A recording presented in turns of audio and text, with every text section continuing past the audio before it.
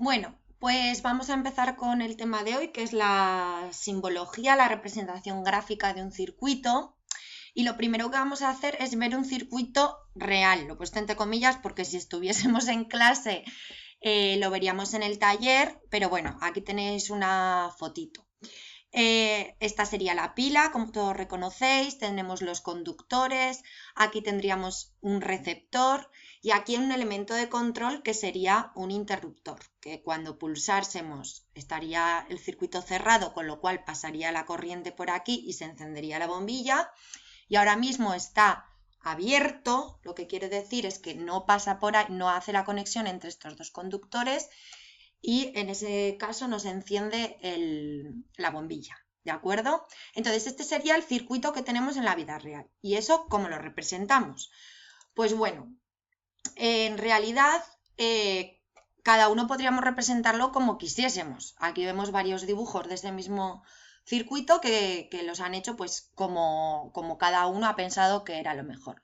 Pero como ya vimos en el tema de dibujo técnico, lo que hacemos es ponernos de acuerdo todo el mundo para poderlo representar de una manera sencilla y que de esa manera todos y todas entendamos cuando veamos el circuito de otra persona qué es lo que nos quiere decir, ¿de acuerdo? Esto se usa en los planos técnicos eléctricos, lo que se hace es usar una simbología que todo el mundo conoce, ¿vale? Es una simbología mucho más sencilla que tener que dibujar este tipo de circuitos. Bien, ahora vamos a ver algunos de los símbolos que se usan. En realidad, no todos los vamos a usar, pero bueno, os los voy a enseñar aquí y solo son algunos los que tendríamos que conocer, ¿de acuerdo? Primero tendríamos los generadores, que serían estos tres de aquí arriba. El que vamos a usar nosotros es el símbolo de la pila y en todo caso el de la batería, ¿de acuerdo? Este otro de aquí no está de más que lo conozcáis, es un alternador y lo que genera es corriente alterna, pero como os digo, nosotros vamos a estar trabajando con corriente continua y serían estos dos. El más importante, el de la pila, ¿de acuerdo? Después tendríamos los conductores, que son los cables que unen un elemento con otro dentro del circuito, eso ya lo sabemos. Entonces, el cable es simplemente una línea.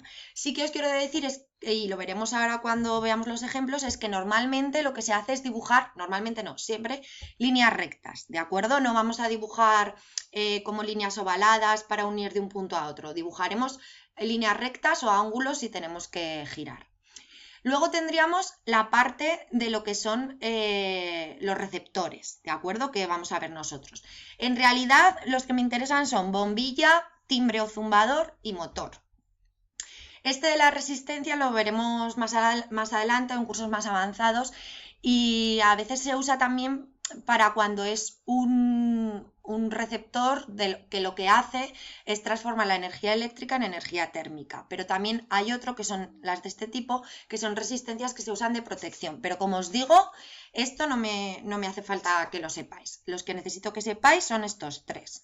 La bombilla, que como veis es un circulito con una cruz dentro. Este sería el timbre o zumbador y lo conectaríamos por estos dos lados. Y después tendríamos el motor, que es simplemente un círculo con una M en el medio. ¿De acuerdo? Esos serían los tres elementos receptores que me interesan. Y a continuación tendríamos aquí los interruptores. Los elementos de control, ¿de acuerdo? Que serían el interruptor, el pulsador, este otro pulsador y el conmutador.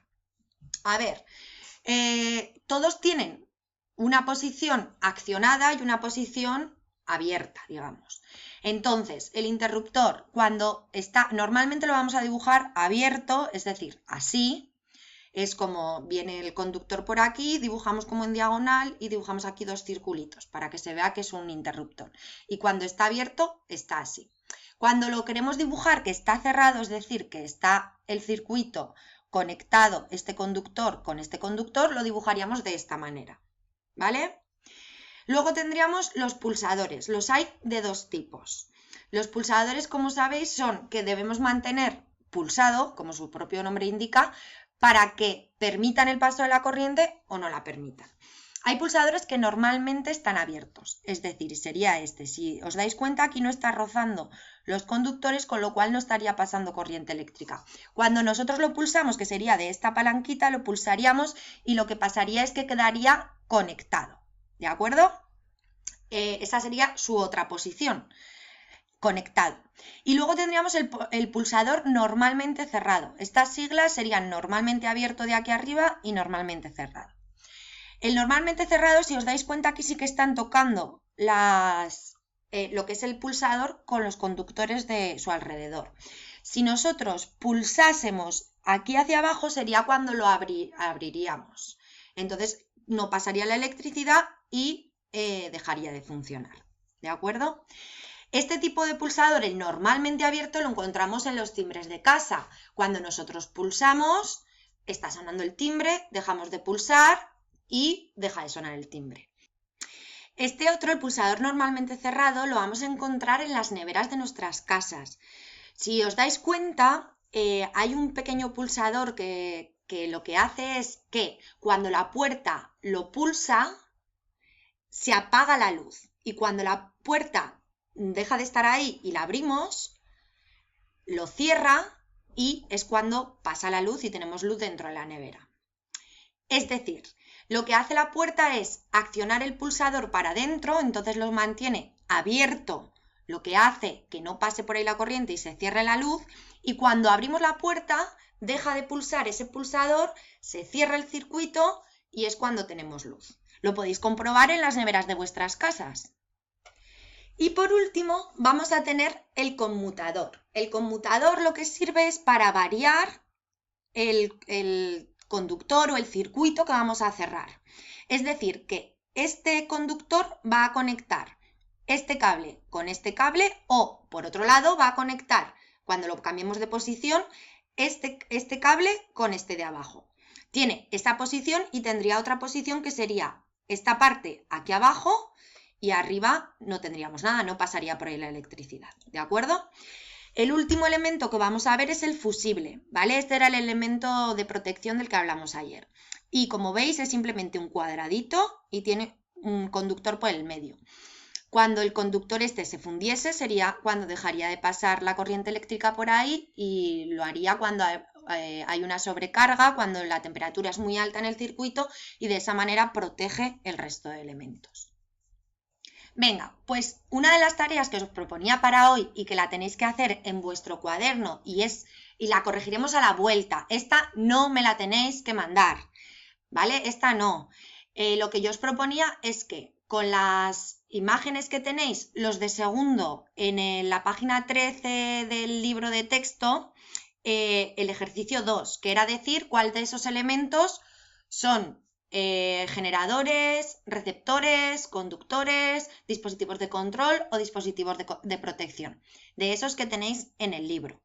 Para los que no tengáis el libro o para los de tercero de PEMAR, os digo, con esta diapositiva lo que tenéis que hacer es copiaros el nombre, si queréis un dibujito como salga, y el símbolo oficial en vuestro cuaderno y decir cuáles de ellos, de todos estos, son generadores, cuáles son receptores y cuáles son conductores, ¿de acuerdo? Esta es una tarea que vais a hacer en vuestro cuaderno y que la corregiremos a la vuelta cuando os coja los cuadernos. Esta no la tenéis que mandar, ¿de acuerdo?